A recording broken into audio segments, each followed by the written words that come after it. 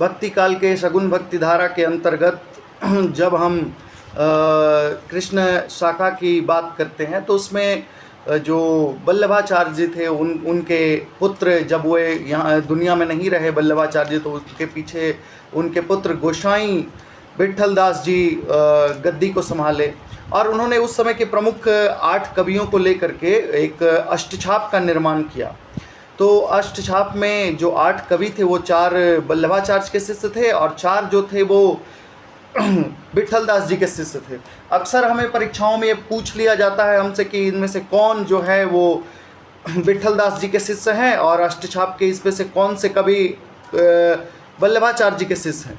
तो उन्हें याद करना बड़ा आसान है और अक्सर परीक्षाओं में पूछा जाता है तो हम में से बहुत बच्चे गलत कर बैठते हैं। तो आइए उसको आसानी से हम याद करते हैं। सबसे पहले तो हम ये देखते हैं कि अष्टछाप में जो विट्ठल दास जी के शिष्य हैं वो कौन है और वल्लभाचार्य जी के शिष्य हैं वो कौन है।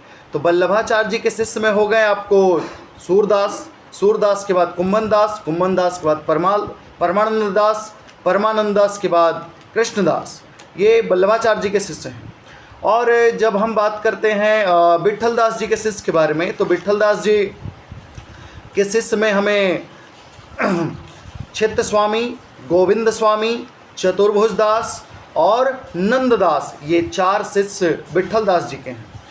तो हम इसे याद कैसे करें और आसानी से कैसे याद हो, तो उसके लिए हमें एक बात समझनी होगी कि जो चतुर्भुज गोविंद, जिसे श्री कृष्ण का नाम है चतुर्भुज गोविंद, श्री कृष्ण का जो भक्त होता है वो परम आनंद में होता है और परम आनंद में वही होता है जो कृष्ण का भक्त होता है।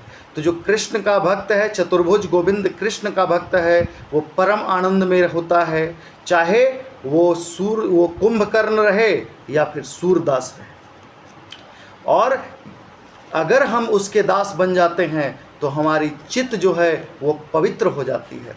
तो याद नहीं हो गया, कैसे हो गया याद?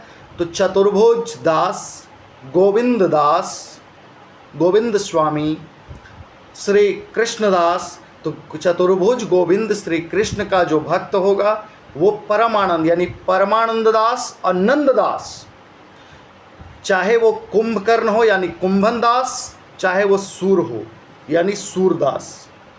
और ये अगर हम उनके भक्त हो जाते हैं तो हमारी चित्त जो है यानी चित्त स्वामी वो पवित्र हो जाती है। यही 8 कवि हैं जो अक्षरशः आपको याद कर लेंगे। धन्यवाद।